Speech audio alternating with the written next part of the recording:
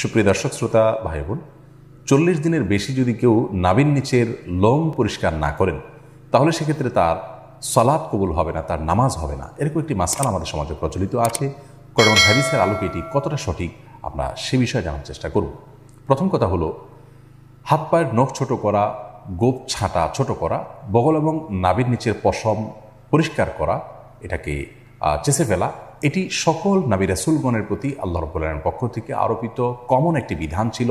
সকল নবী রাসূলগণের কমন একটি সুন্নাহ ছিল, যে সুন্নাহ সকল নবী রাসূলদের জন্য প্রযোজ্য ছিল। একজন ইমানদারের জন্য সেটি অবশ্যই অনেক বেশি গুরুত্বপূর্ণ। আনাস ইবনে মালিক রাদিয়াল্লাহু তাআলা আনহু একটি হাদিস বর্ণনা করেছেন, যেটি সহিহ মুসলিমে বর্ণিত হয়েছে, সুনান নাসাঈ এবং মুসনাদ আহমদ সহ বিভিন্ন হাদিস কিতাবে বর্ণিত হয়েছে। সেখানে তিনি বলেছেন যে রাসূল আকরাম সাল্লাল্লাহু আলাইহি ওয়াসাল্লাম আমাদেরকে এই কাজগুলো করবার জন্য, অর্থাৎ হাত পায়ের নখ ছোট করা, গোপ ছোট করা, বগল এবং নাভির নিচের পশম পরিষ্কার করা, চাষা, এই কাজের জন্য তিনি আমাদেরকে সময়সীমা নির্ধারণ করে দিয়েছেন 40 দিন। অর্থাৎ 40 দিন পর্যন্ত কেউ যদি বিলম্ব করেন তাহলে সেটি জায়েজ আছে। যদিও এত বেশি বিলম্ব না করে প্রতি সপ্তাহে একবার পরিচ্ছন্ন করতে পারে সেটি উত্তম, ভালো কাজ। যত বেশি পরিষ্কার রাখা যায় এগুলো ততই ভালো।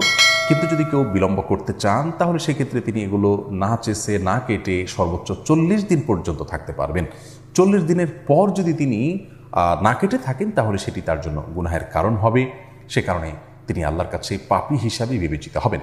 কিন্তু এর কারণে তার সালাত হবে না, তার নামাজ কবুল হবে না, এরকম কোনো কথা হাদিসের কোথাও বলা হয়নি। সালাত বা নামাজ বিশুদ্ধ হওয়ার সম্পর্ক হলো সালাতের যে শর্ত আছে সেই শর্তগুলো তিনি সঠিকভাবে আদায় করেছেন কিনা এর উপর নির্ভর করে।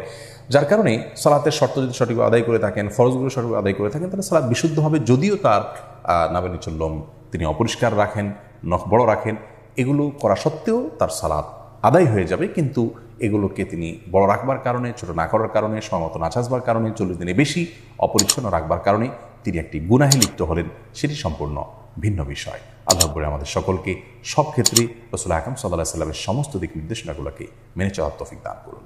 আসসালামু আলাইকুম ওয়া রাহমাতুল্লাহি ওয়া বারাকাতুহু।